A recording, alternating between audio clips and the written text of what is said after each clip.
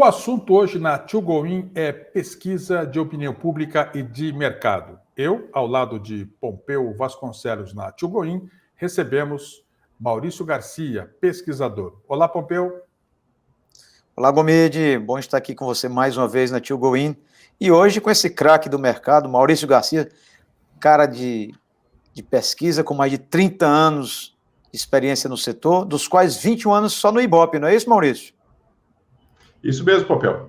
Comecei no Ibope, entrei como estagiário, cumpri um ciclo bem interessante. Lá entrei como estagiário e saí como diretor durante esses 21 anos de experiência lá, onde eu aprendi muito. Foi uma grande escola para mim, uma grande faculdade para mim, onde eu pude aprender tudo que sei hoje de pesquisa. E hoje, fora o tempo do Ibope, eu já estou fazendo 30 anos. Esse ano é um ano muito especial para mim, que eu estou fazendo 30 anos de trabalho direto com pesquisa, seja de mercado, seja de opinião pública. Para mim é uma honra isso de estar nesse mercado, porque é o que eu gosto de fazer, é a minha profissão.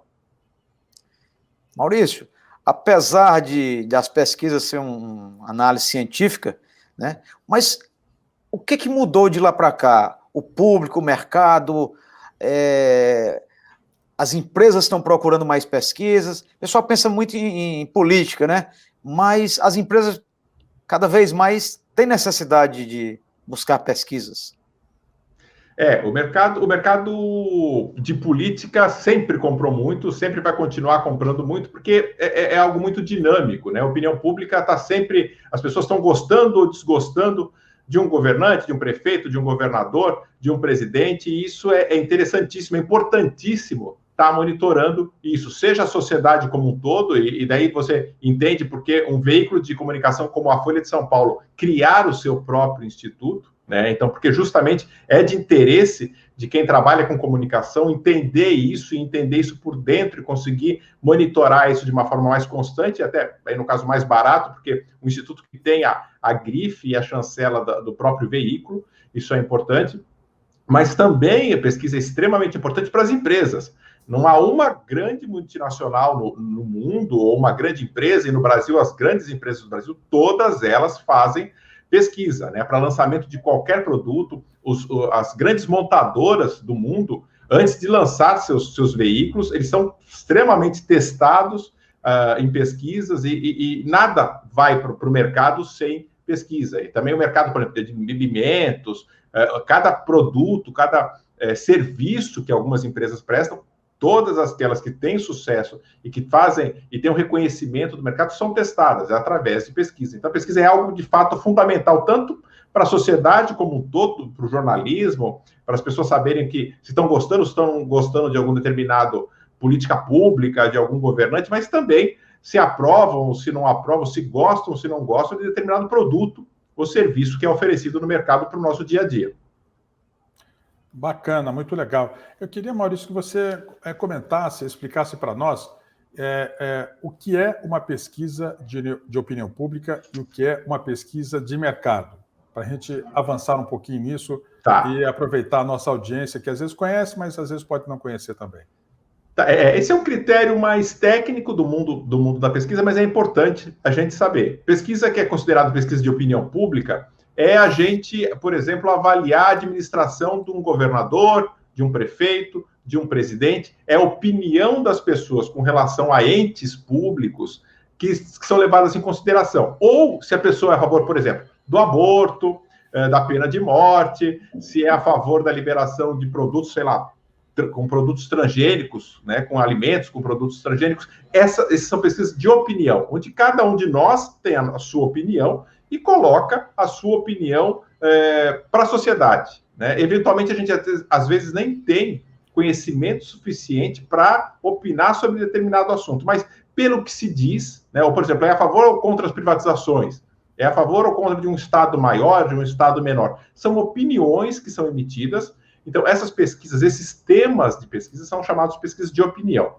A partir do momento em que isso se resume explicitamente com relação à eleição, a gente já trata num outro guarda-chuva, é algo muito parecido, é uma divisão ali, uma diferença muito sutil, mas quando tem um caráter político eleitoral, e melhor ainda, que vai ter um dia em que as pessoas de fato vão votar, e todo mundo vai ficar sabendo que de fato tem uma proporção do tamanho X, que tem aquela opinião e que prefere determinado candidato, e outra proporção do tamanho Y, que prefere um outro candidato ou outros candidatos, é considerado pesquisa política, né?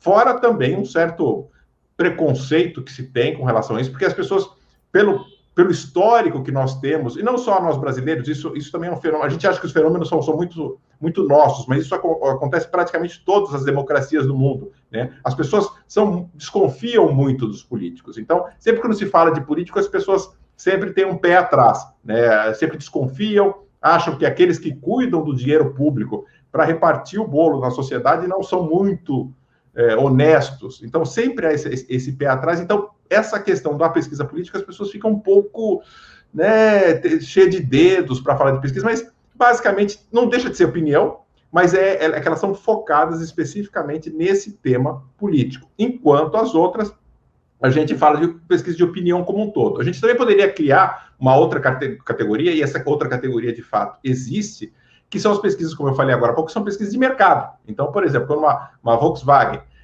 cria um carro novo e vai tentar ver a opinião dos consumidores dele, o que eles acham daquele carro, com relação a diversos aspectos, né, desempenho, velocidade, conforto, né, uma série de coisas, é uma pesquisa que ele está fazendo, mas para um produto específico. E essas pesquisas, geralmente, não são divulgadas. São pesquisas que são para consumo interno, porque geralmente as empresas testam o produto, o que tem de problema elas vão tentar corrigir, se estão legais elas vão deixando, é uma coisa de né, solta, testa, vê o que está bom, e são extremamente importantes para que eles possam calibrar os produtos para ver o que eles têm de bom, o que eles têm de ruim, e depois, eventualmente, até durante a comunicação que as agências de publicidade vão pegar aquele veículo para fazer propaganda, o que mais vai ser salientado com relação àquele carro, neste exemplo aqui que eu estou dando. Perfeito. E me diga uma coisa, falando basicamente de mercado, eu tenho visto muito lançamento imobiliário, e a gente esteve aqui com o diretor da Moura do B, Fernando Amorim, e ele nos falava que a empresa cada vez mais vem investindo em pesquisa. Você atua nessa área de construção também? Aqui no Ceará, quem são seus clientes?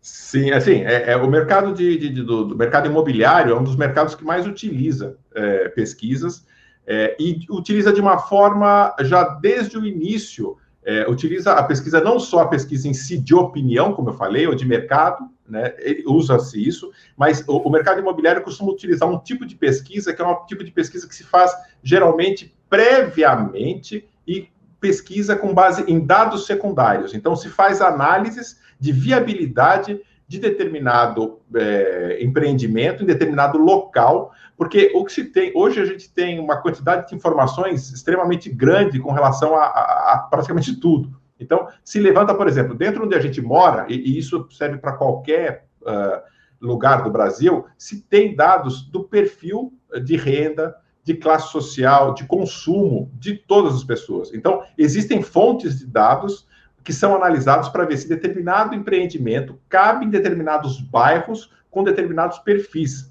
E isso, no primeiro momento, é feito através de análise de dados secundários que o IBGE levanta, que o Serasa levanta, que outros coletores de dados primários fazem. Esses dados são disponibilizados, são vendidos para isso, né? Há uma disponibilização com todas as leis, com todos os cuidados possíveis que possam utilizar, e o mercado imobiliário principalmente testa, porque você pode perceber que por exemplo, não se constrói um prédio comercial numa área absolutamente residencial, né? Falando isso de uma maneira geral, pode parecer muito óbvio, mas existem regiões, determinados cantos de determinadas cidades, que há dúvidas, porque aquela região, às vezes, ainda residencial, pode ter uma vocação que está ali guardada, como se fosse uma semente ali para explodir, para um ponto comercial. E é assim que se transformam os grandes bairros comerciais. Então, a pesquisa serve justamente para ver se, de fato, existe aquela possibilidade de algo comercial, por exemplo, ser feito, ou empresarial, ser feito naquela região. Então, esse é um primeiro tipo de pesquisa que o mercado imobiliário muito utiliza, e depois de definido isso, né, vai a campo dentro das pessoas, os potenciais clientes daquele empreendimento, para ver se ele é aceito, se não é aceito, por exemplo, numa questão de residência, se é melhor com 3 dormitórios, 4 dormitórios, com 3 vagas, 4 vagas, 5 vagas de garagem. Então, tudo isso é testado para ver, e óbvio, com base também no quanto que a incorporadora está decidida a investir naquilo, dentro do projeto. Então, tudo isso é uma combinação de fatores que as empresas de pesquisas e o mercado imobiliário vão testando e vão ajustando até que aquilo possa ser feito. De fato, hoje as grandes empresas de construção civil não lançam praticamente nenhum empreendimento imobiliário sem pesquisa, seja ela mais simples possível, para evitar erro e evitar de perder dinheiro, porque o dinheiro investido no mercado imobiliário é muito alto. E os seus clientes? Eu tenho feito alguns, sim. Eu preferia não comentar, até porque eles, de fato, não gostam que fale, né? E tem um código de ética com relação a isso, mas no Ceará existem várias construtoras, já fiz para várias delas. Aqui em Pernambuco, onde eu moro hoje, também já fiz várias pesquisas.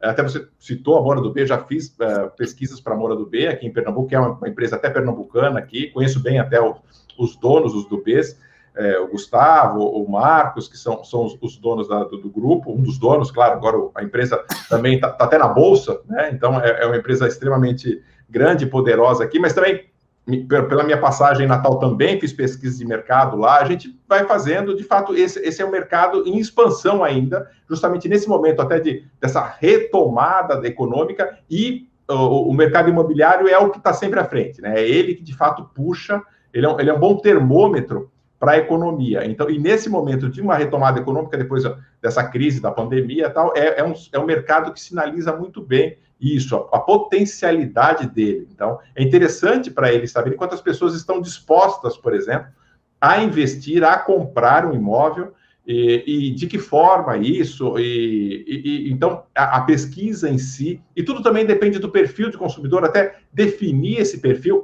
são as pesquisas que determinam se determinado empreendimento vai ter um nível, um padrão mais elitista ou menos elitista, ou absolutamente popular, como a gente tinha há um tempo atrás, o Minha Casa Minha Vida, com um perfil mais popular, e mesmo assim, isso é importante. E lembro até, agora falando de vocês sobre essa questão do mercado imobiliário, quando eu estava no Ibope e ainda estava em São Paulo, eu fiz muita pesquisa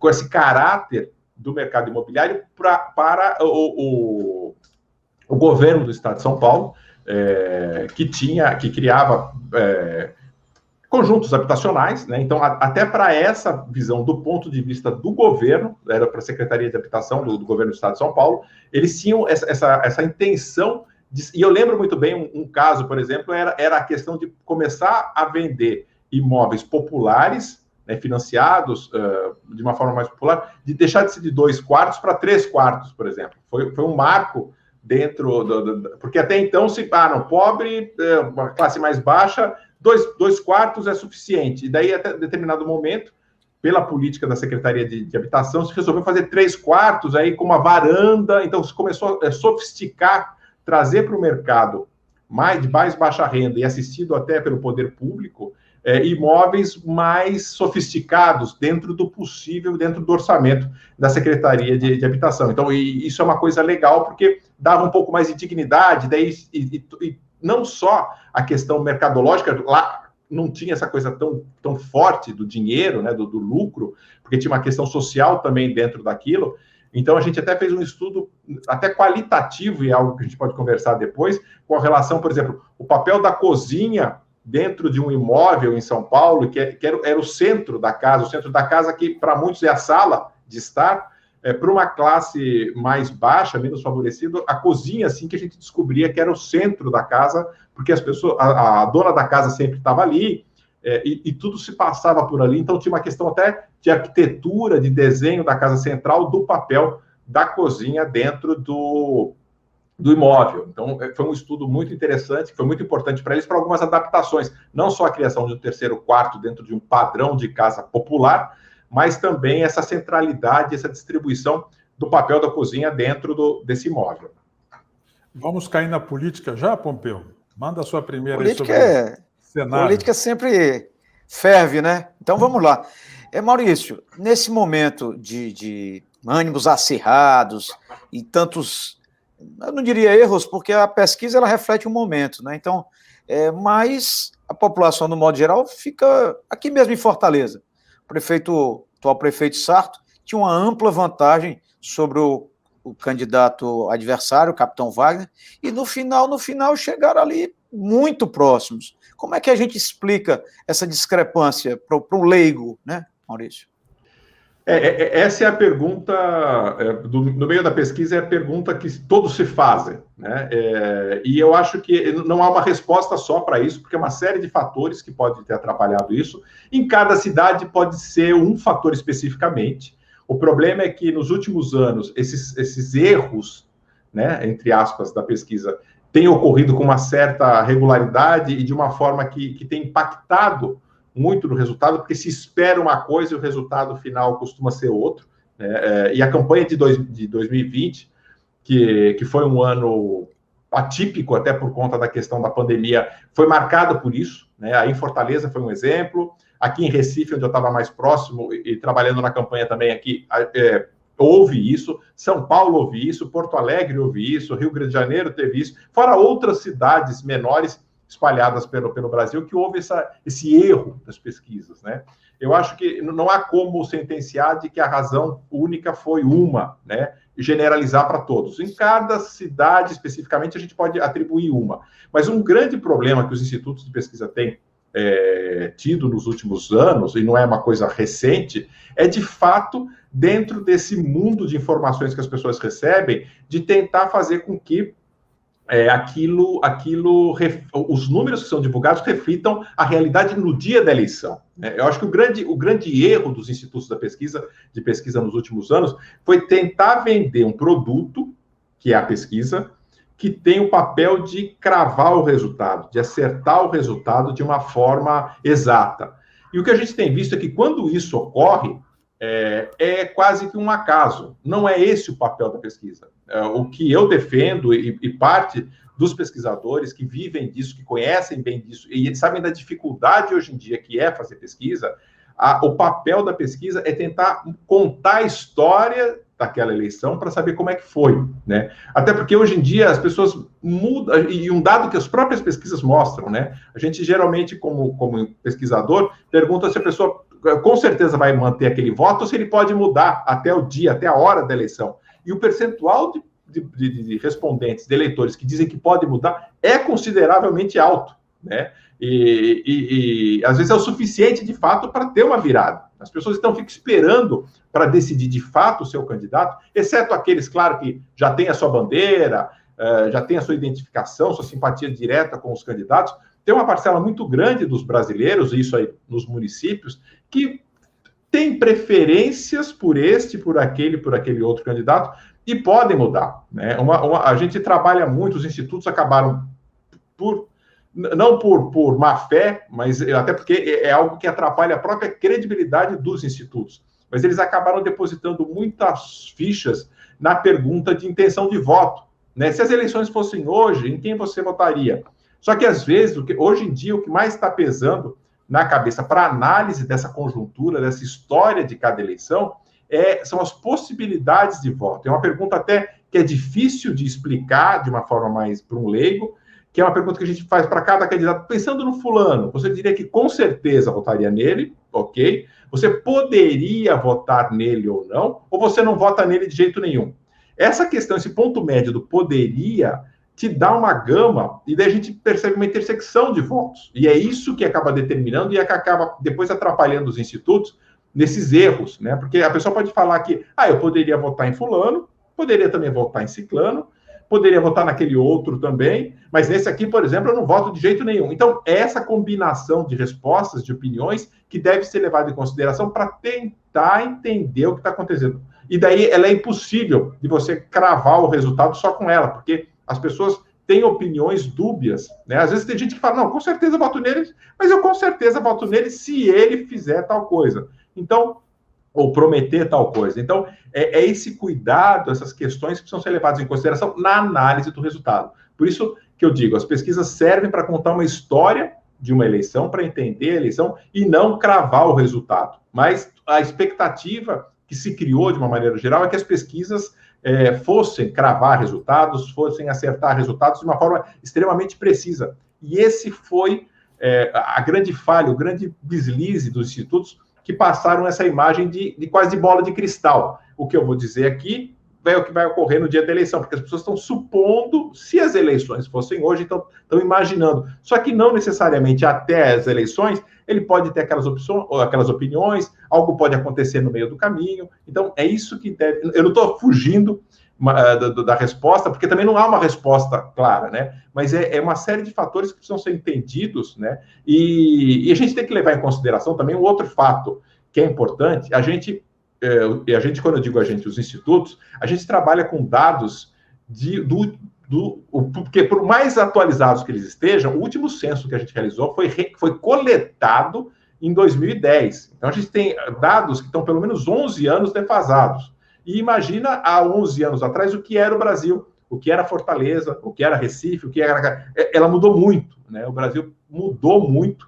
A configuração até geográfica, como eu estava falando, da questão de pesquisa de mercado, agora há pouco, ela mudou muito. Bairros passaram a existir, que não existiam, bairros que eram pobres passaram a ser de classe média, geralmente o inverso, até bairros que eram de classe média passaram a ser pobres, com os últimos anos que foram basicamente de crise. Então, tem questões que mudaram muito e tudo isso complica na hora de você ter dados para poder entender e ponderar e ter uma visão mais ampla e mais concreta daquela região e da opinião das pessoas que moram ali naquele bairro. Eu queria só te passar um cenário que a gente tinha em Fortaleza. Eu não sei se você acompanhou mais de perto, mas o prefeito Roberto Cláudio era o segundo mandato dele, super bem avaliado, ele tinha perto de 80% de aprovação na capital. E o candidato dele só chegou, o Gomide aqui é mais especialista em números, mas eu acho que foi 51%, 52%, alguma 48. Coisa nesse número. 48, foi isso, Gomide? Foi 52, 48 votos válidos no segundo turno. Segundo turno. Essa leitura, o prefeito, o ex-prefeito Roberto Cláudio, não conseguiu transferir todo esse, vamos dizer assim, esse potencial político eleitoral dele para um segundo candidato, para o indicado da coligação dele. Ou que foi? Faltou? Ou foi a técnica do outro candidato que foi mais competente no final?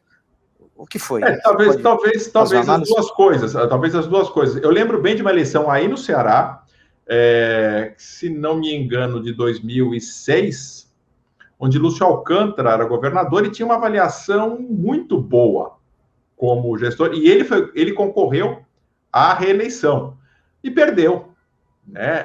Eu lembro de índices de popularidade e aprovação de Lúcio Alcântara na casa de 50%, 60% naquele ano. E veio o candidato Cid Gomes, né, que montou porque montou uma narrativa, essa narrativa é um termo que está sendo muito utilizado hoje em dia, mas é isso mesmo, né? É uma narrativa de uma história, de um posicionamento, né? Que pode ser ideológico, pode ser simbólico, pode ser com relação à economia, a um tema específico que pode ser puxado e marcado nele. O desenho, a construção que foi feita do candidato, então, Cid Gomes, que tinha sido prefeito de Sobral 2 vezes, muito bem avaliado, da família Ferreira Gomes, dentro daquela conjuntura em si, contra o Lúcio Alcântara, ele ganhou a eleição, né? Ele venceu, teve êxito, né? Então, agora no caso da última eleição, ainda tinha uma transferência de voto de Roberto Cláudio, para um outro candidato, para Sarto. Então, o que já é um pouco mais difícil, porque não é o próprio que está sendo candidato, né? Então, quando eu citei esse exemplo do Lúcio, o Lúcio era ele próprio candidato, ele próprio tinha uma boa avaliação e não conseguiu ele próprio vencer, né? Então, nesse caso, é complicado, é difícil mesmo, e é o processo, de fato, que determinados governantes têm, quando eles escolhem um sucessor, dessa transferência. É uma coisa que, sei lá, em 80% dos casos, é razoavelmente bem administrada, e isso cabe à comunicação, ao pessoal de marketing político, à comunicação da campanha, de fazer essa transição, né? Às vezes tem umas que acertam muito bem, como no caso do Cid Gomes, e com a história bem encaixada. O candidato, porque o candidato, de fato, é um personagem, né? Por mais que, de fato, alguns candidatos sejam eles próprios, né? A história dele, eles não são fakes, no sentido de que eu não estou criando um personagem que não sou eu e estou criando. Alguns são.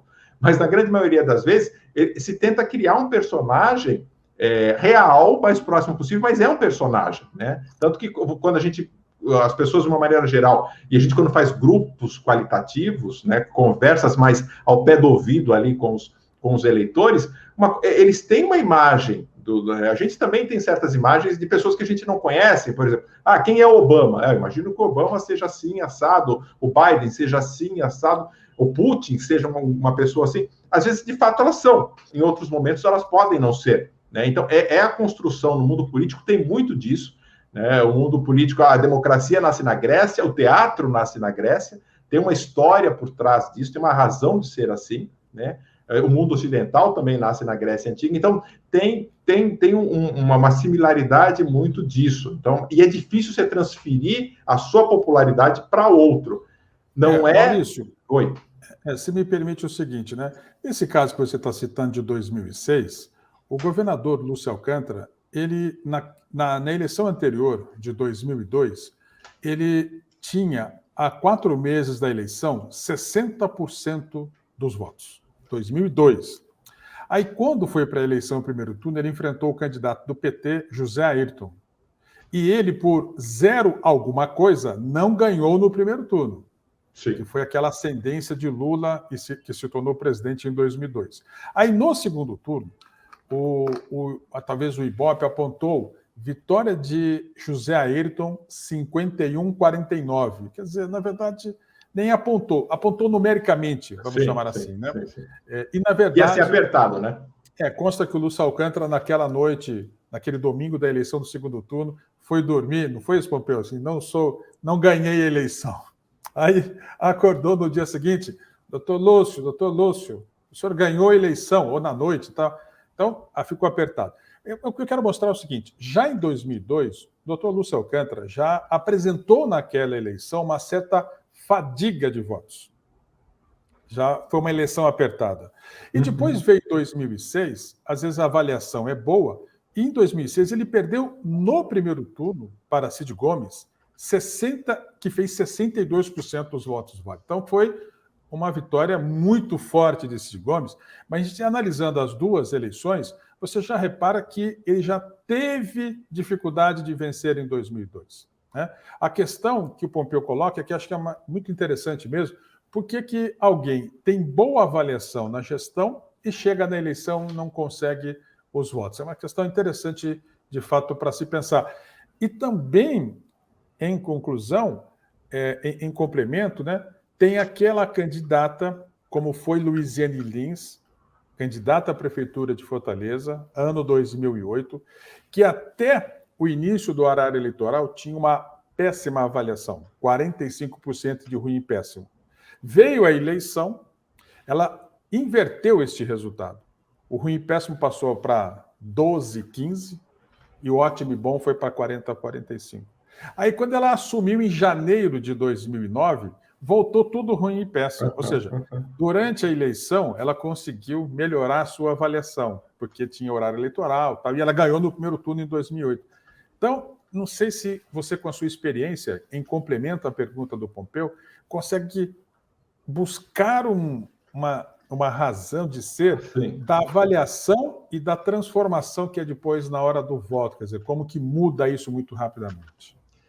Isso tudo é reflexo da campanha eleitoral, né? A gente tem que lembrar que a campanha eleitoral no Brasil é uma propaganda gratuita e massiva, dependendo do tamanho do partido, né, e da coligação do candidato. Então, durante um período muito grande, e mais que isso, né, nos últimos anos, acho que já uns 10 anos, a gente tem não só os programas eleitorais gratuitos, aquilo que passa depois da novela, né, depois dos jornais, que tem aquele programa eleitoral que passa para em todas as emissoras abertas, todos os canais abertos para a gente assistir, e que muito pouca gente assiste, e que se assiste, não assiste com muita atenção, são pouquíssimas pessoas que dão atenção para isso, mas o mais importante, a grande mudança que houve nessa comunicação foi a inclusão dos comerciais, né, das inserções comerciais durante a programação. Então, em determinados momentos, você está vendo o Globo Esporte, por exemplo, entra lá a propaganda de um candidato dizendo com as suas propostas, ou atacando o outro, ou fazendo uma denúncia.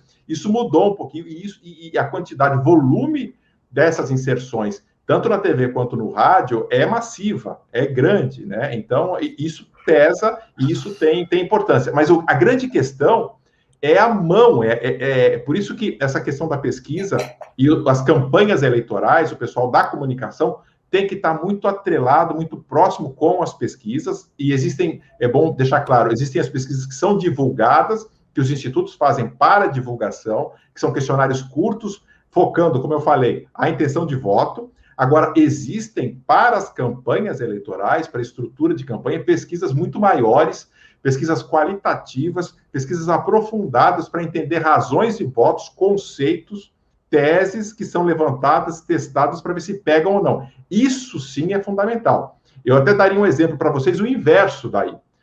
A campanha aqui, por exemplo, de 2018, em Pernambuco, que eu trabalhei ativamente aqui, tinha um prefeito, um governador, que em abril é feita uma pesquisa divulgada, no abril do ano da eleição, ele tinha 75% de desaprovação.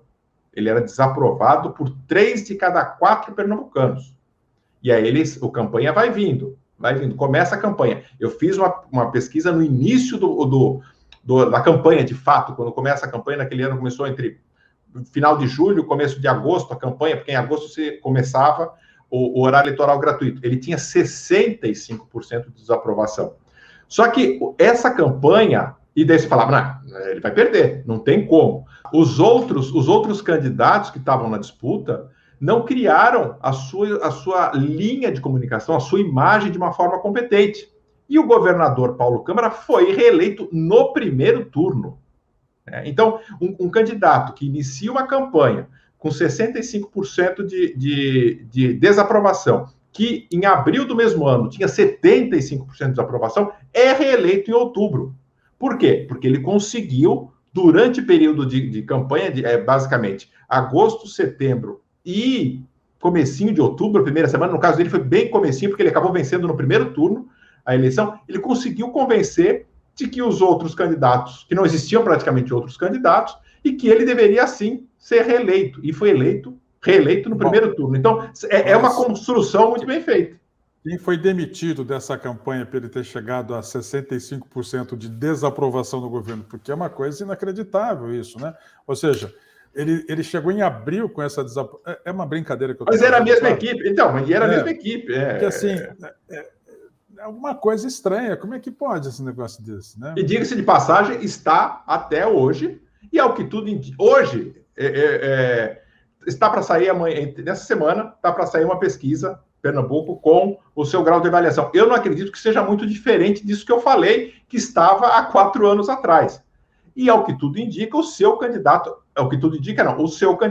à sucessão é favorito, que é Geraldo Júlio, que é ex-prefeito de Recife. Então, é esse o cenário, porque tudo depende de como isso é trabalhado, de como isso é comunicado. Eles têm em termos de campanha, de comunicação, muito forte, eles são extremamente eficientes. Mas para aquele período da campanha. Durante o resto do ano, eles são tão seguros de que o Estado está na mão deles e a comunicação está na mão deles para eles mexerem com aquilo na hora que eles não se preocupam tanto com isso, e a avaliação do governador não é tão positiva. É uma loucura, quase no sentido de responsabilidade do que eles estão trabalhando ali, mas é a própria imagem deles. Mas é assim que eles têm feito e tem funcionado.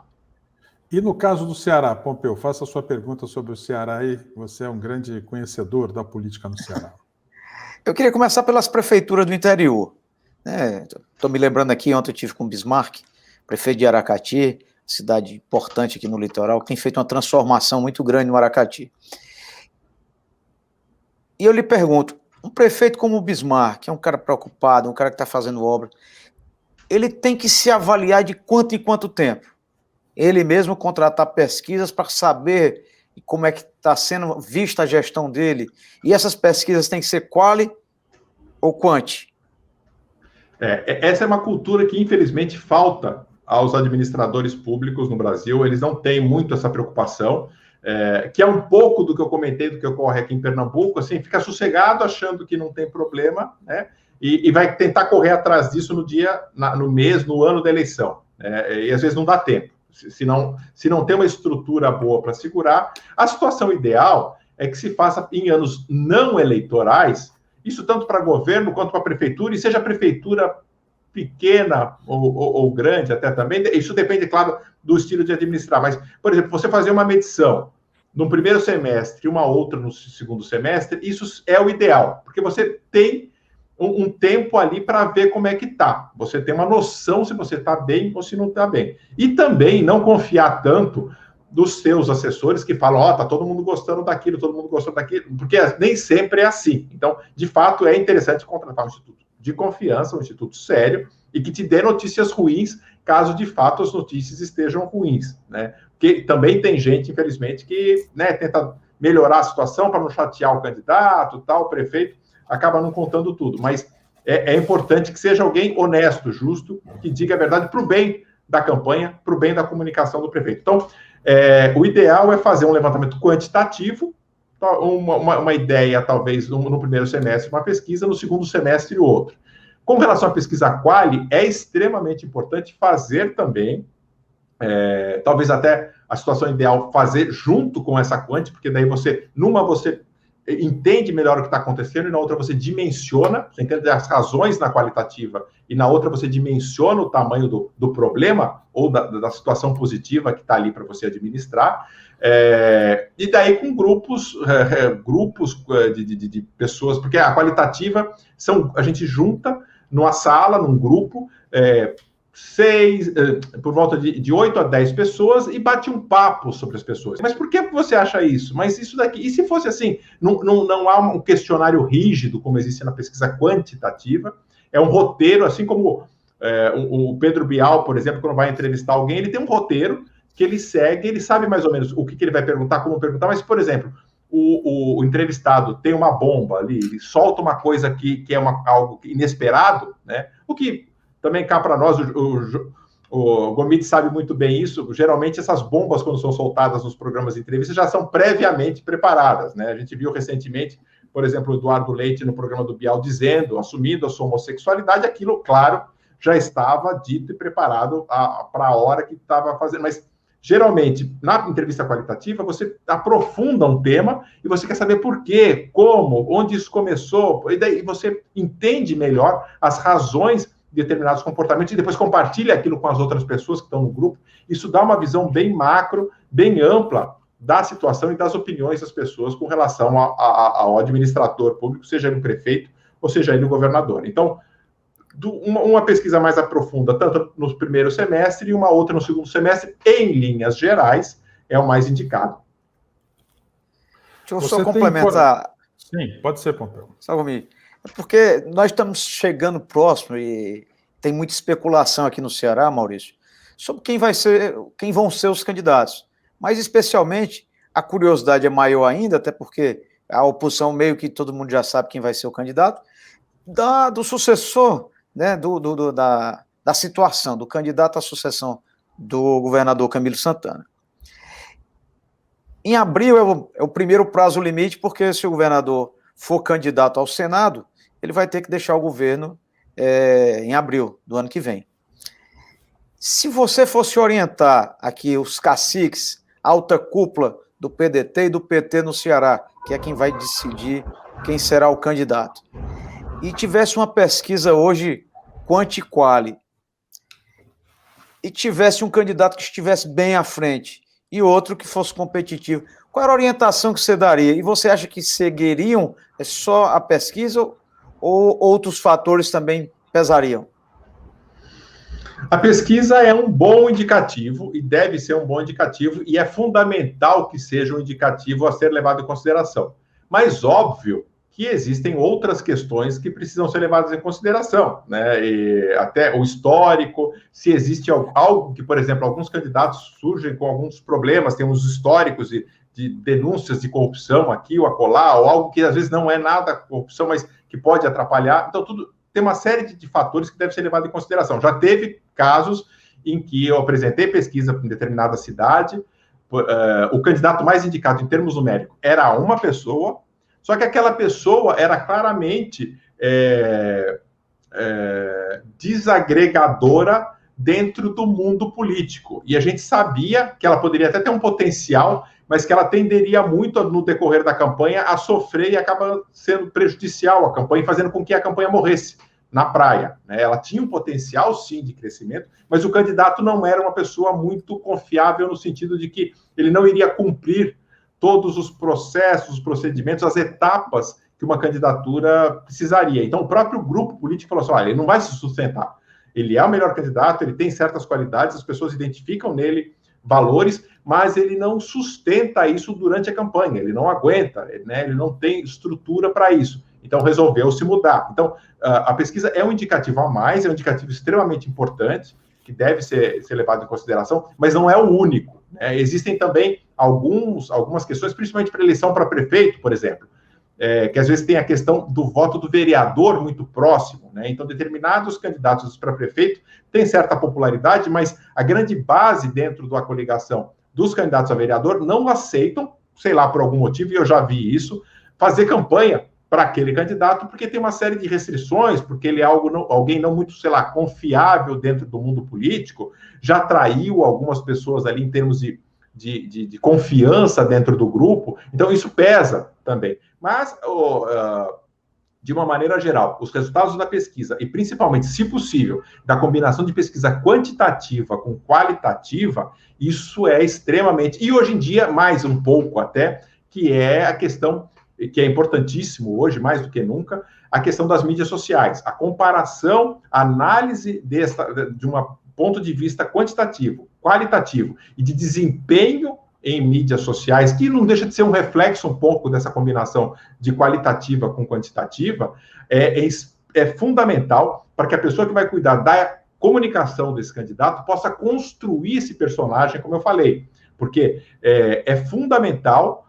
Nenhum homem de comunicação, nenhum marqueteiro, nenhuma pessoa, um Duda Mendonça, a gente que está aí no momento pós-morte dele, que foi uma perda muito grande, é um marco, de fato, no marketing político, ele não vivia sem pesquisa. Ele nunca fez uma campanha sem ter pesquisa, sem saber muito bem o que ele ia fazer, o que as pessoas queriam e como ele poderia, talvez, convencer as pessoas de determinadas coisas. Que esse é um papel um pouco do marqueteiro, porque ele sabe, às vezes, que o seu candidato, e no caso, por exemplo, clássico de Duda Mendonça, que os dois cases principais dele são com Maluf em São Paulo e depois com Lula na eleição nacional, ele pegou dois candidatos que vinham de derrotas consecutivas, né? O Maluf, tanto em São Paulo, que já tinha tentado ser candidato, ser prefeito de São Paulo, e vinha de derrotas consecutivas, ele tinha aquela imagem daquela pecha de ser alguém da ditadura, de um outro período, de um outro período da história, e ele conseguiu, em 92, eleger Paulo Maluf prefeito de São Paulo. Lula vinha de derrotas consecutivas em 89, em 94, em 98, e em 2002 ele pega a candidatura de Lula, que muitos já nem levavam muito a sério, né? E ele transforma Lula, sim, num candidato viável, num candidato que poderia ter chance, de fato, de ser eleito de verdade, e foi, né? Mas, através de muitas pesquisas, eu, no Ibope, trabalhei nessa campanha, a gente fez muita pesquisa para ele, e ele é pesquisa quantitativa, pesquisa qualitativa, que foi orientando toda a construção que Duda Mendonça fez desse personagem candidato Lula em 2002. Ainda sobre o Ceará, nós estamos vendo o candidato Ciro Gomes, é um pré-candidato à presidência da República, buscando uma nova cara, uma nova identidade. Se pegarmos o resultado dele nas eleições em que participou, 98, 2018 e... 2 e 18, né? 98... 18 e está faltando um. 2002, claro. 2002, claro. Ele ficou sempre um pouco que estacionado naquela casa de 11%, 12% dos votos válidos. E agora ele vem quente Vem quente no sentido de muita presença nas mídias sociais, muitos apoiadores buscando o vídeo dele. Há algo coordenado, há algo assim pensado e que naturalmente passa pelas mãos de João Santana.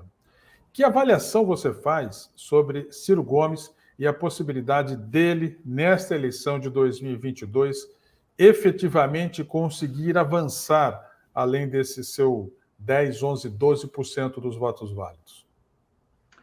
O Ciro Gomes é um candidato que nunca deixa, até pelas pesquisas qualitativas que são feitas nesses anos, e já fiz algumas desses anos eleitorais, quando ele disputa, o eleitor médio brasileiro, quando toma conhecimento de Ciro Gomes, tem uma simpatia grande por ele. Ciro Gomes não é segredo para ninguém que ele passa uma imagem de alguém extremamente inteligente, capaz, né? Alguém que de fato as próprias qualidades que ele tem, que são apresentadas por ele de uma forma muito clara, muito direta, né? E ele até brinca com isso. Eu não estou falando, inventando coisas, né? Ele costuma falar: eu sou competente, eu não tenho nada, não tenho rabo preso com ninguém, eu nunca fiz isso, eu nunca fui processado, eu nunca, no sentido por corrupção, né? Eu tenho ficha limpa, tal. Então ele passa essa coisa positiva. O que tem faltado até hoje para Ciro Gomes, de fato, é aquele algo mais, que é algo mais parecido com o que Duda Mendonça conseguiu tirar de Lula em 2002, né? Que é dar um toque nele, de fato, em cima daquilo que as pessoas estão querendo, né? Claro que isso não tem como você se antecipar muito, e é uma coisa que é um timing que precisa ser, de fato, feito com a história política da campanha, com a história do Brasil, naquele momento, naquela hora, naquela situação, e é algo que o ritmo disso, para ele pegar isso, só no dia da eleição. Não tem como fazer um planejamento tão amplo, é claro, e João Santana sabe muito bem disso, o máximo que puder ser preparado, que for todos os problemas que possam dar, ou que tudo que puder ser potencializado, melhorado, já está sendo feito, está dentro do planejamento deles, com certeza, mas com certeza o momento de campanha política, os embates, os debates, a situação do país, econômica do país, durante o ano que vem, durante o período de campanha,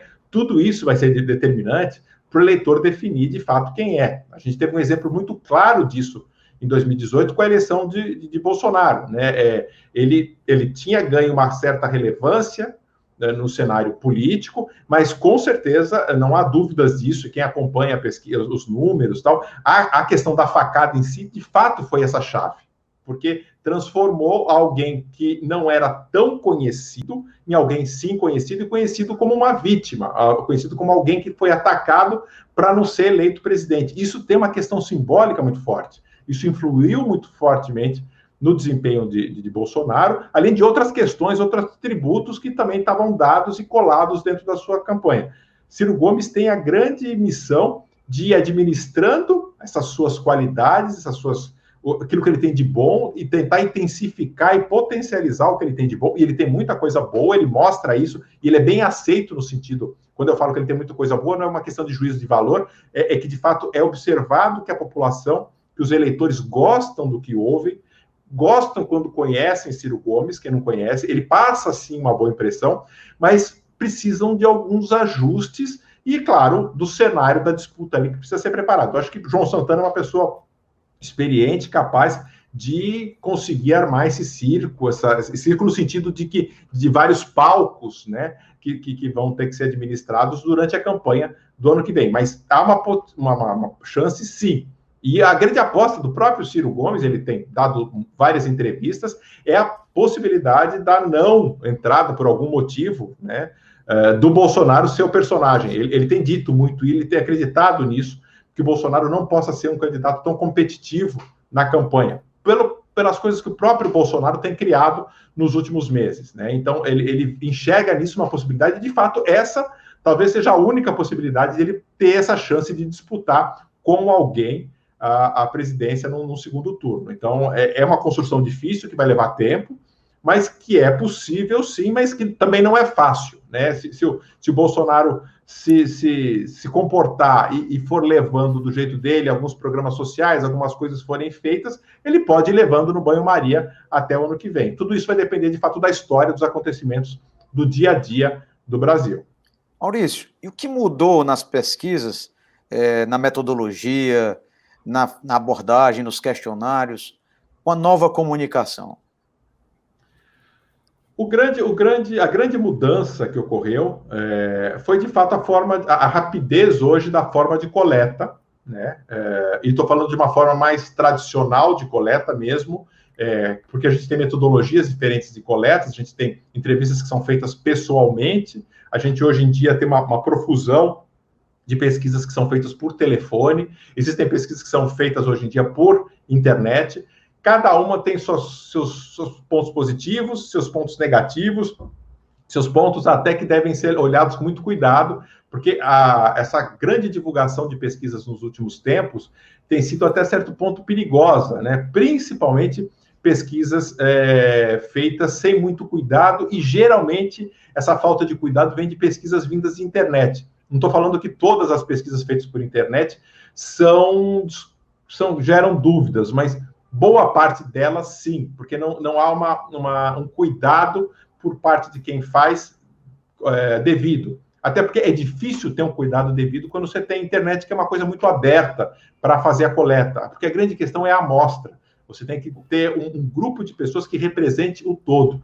E na hora que você fazer isso, é complicado. E por internet, geralmente, a pessoa que tem a predisposição de responder, e não o inverso. Quando alguém te liga para você responder uma pesquisa, ou quando alguém te aborda na rua para você responder uma pesquisa, ou bate na tua casa, é ela que está te procurando.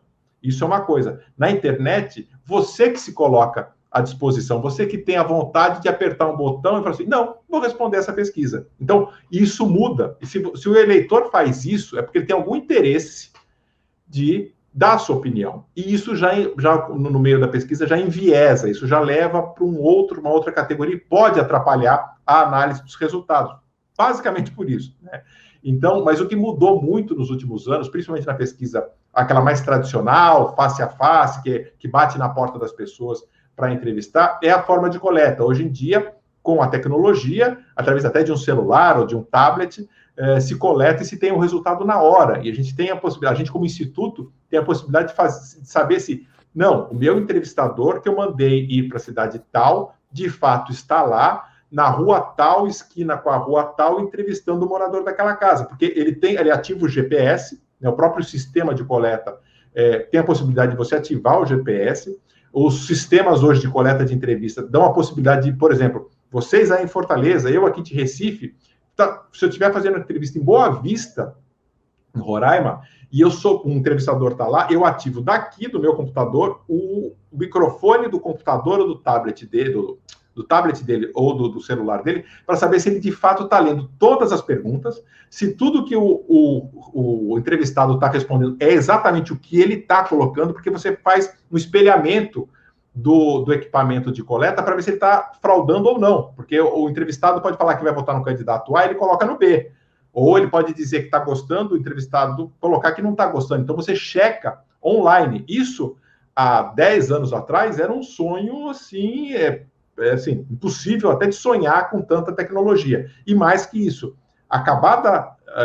finalizada a última entrevista, você já tem o banco de dados com todos os resultados em formato de gráfico, de análise, com possibilidade de cruzamentos. Antigamente, se eu, por exemplo, estivesse fazendo em Boa Vista, eu tinha que esperar alguém juntar os questionários da cidade inteira de Boa Vista, ir até o aeroporto de Boa Vista, despachar esse material físico para algum lugar, para esse material ser ou digitado ou digitalizado através de scanner, para depois virar um banco de dados para poder processar. E isso levava 2 ou 3 dias. Né? Então, hoje a gente tem uma rapidez muito grande dos resultados, e essa foi a grande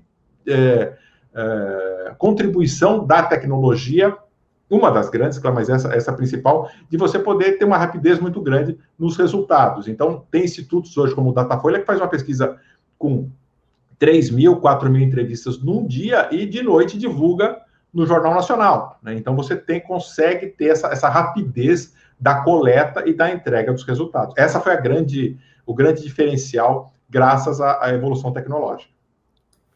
Muito bacana, muito legal.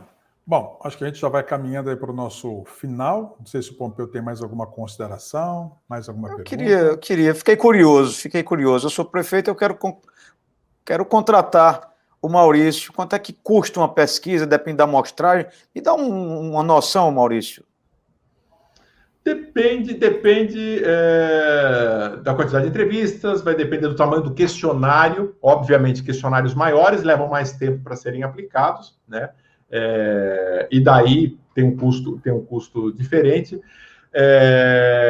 Depende de uma série de fatores. É que é uma questão a quantitativa tem um preço, a qualitativa tem outro, né? A qualitativa, geralmente, que são esses grupos que eu falei, dependem muito da quantidade de grupos, né? Então, um grupo hoje, a grosso modo, custa por volta de 8 a 10 mil reais por grupo, né? Isso, claro, com todos os impostos, com todos os encargos, grupos pessoais, onde você, de fato, chama as pessoas para um determinado local, conversa com essas pessoas.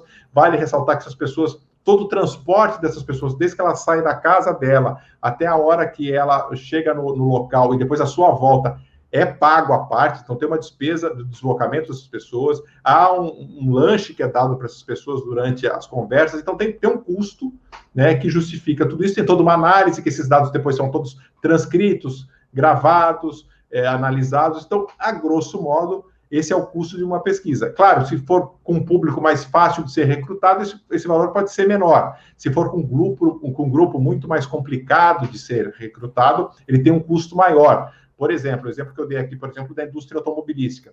Se você tem determinado lançamento de um carro, quer testar esse carro para um grupo, você tem que escolher pessoas que têm o perfil daquele carro, né? Pessoas que já tiveram aquele carro ou que pretendem comprar determinado modelo.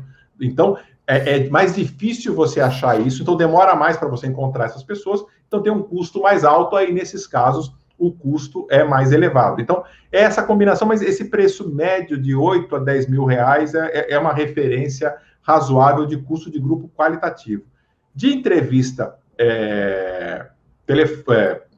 quantitativa, depende se é telefônica também ou face a face. A face a face tem um custo muito maior. Por exemplo, uma amostra nacional tem um custo absurdo, porque, de fato, algumas regiões, algumas cidades da região norte, e principalmente as zonas rurais desses municípios, tem um custo de deslocamento muito alto. Então, por mais que a gente tenha estradas, malha de internet, não sei o quê, para essas pessoas chegarem lá e passarem dias lá, e às vezes para ir e voltar tem um custo mais elevado, mas uma pesquisa nacional, por exemplo, não custa menos de 150 mil reais. Isso nacional, essas amostras face a face? Face a face. Telefônica sai um custo um pouco menor, porque daí não tem essa questão do deslocamento, que é o mais caro, né?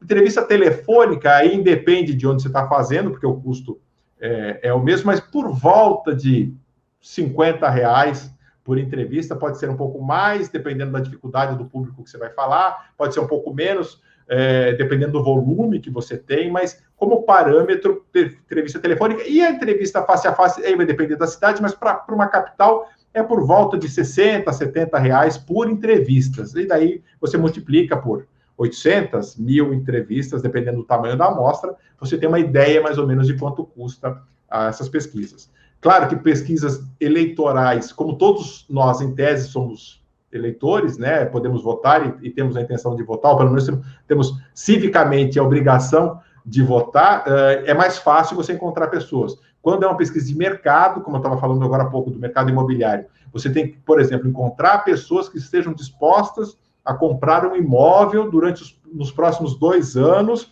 e que adequem em termos de classe, critério econômico, critério social para comprar determinado imóvel, aí fica mais caro, porque de fato aí é mais difícil você encontrar, porque você tem que procurar em bairros mais nobres, por exemplo, você tem que encontrar pessoas que têm, e o acesso, por exemplo, em bairros mais nobres já é mais difícil, né, porque as pessoas moram em condomínios, em prédios, para você ter acesso a essas pessoas, você depende de outras formas, né, e geralmente você tem que ligar, você tem que procurar em locais onde essas pessoas frequentam para poder encontrá-las lá e fazer o convite. Então, tem tem uma série de complicadores que acabam encarecendo o custo das pesquisas. Mas as entrevistas de políticas básicas, elas têm um preço mais baixo, porque, como em tese todos somos eleitores, né? Então é mais fácil você encontrar esse público e acessá-los. Bacana, legal. Mais alguma pergunta? Não, estou satisfeito. Então, bacana, muito legal. Vamos aí agradecendo a gentileza do Maurício Garcia de nos atender através da Tio Goin. Muito obrigado, Maurício, muito obrigado. E espero que 2022 os prognósticos, as tendências possam se confirmar. Porque cada um tem a sua, essa é a verdade. Sim, né? Sim. Cada um tem eu que agradeço o convite de vocês e acho até, assim, o meu desejo para 2022 é que as pesquisas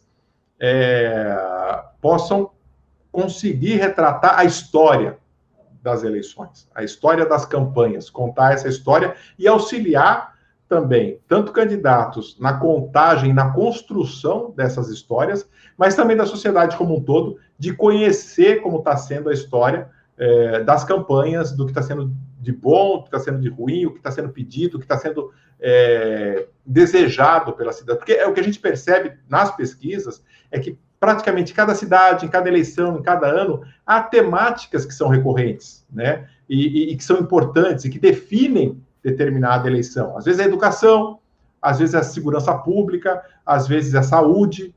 A gente teve, por exemplo, em 2020, a questão da pandemia muito forte, foi um ano que foi marcado por uma questão forte de saúde, mas o que a gente viu?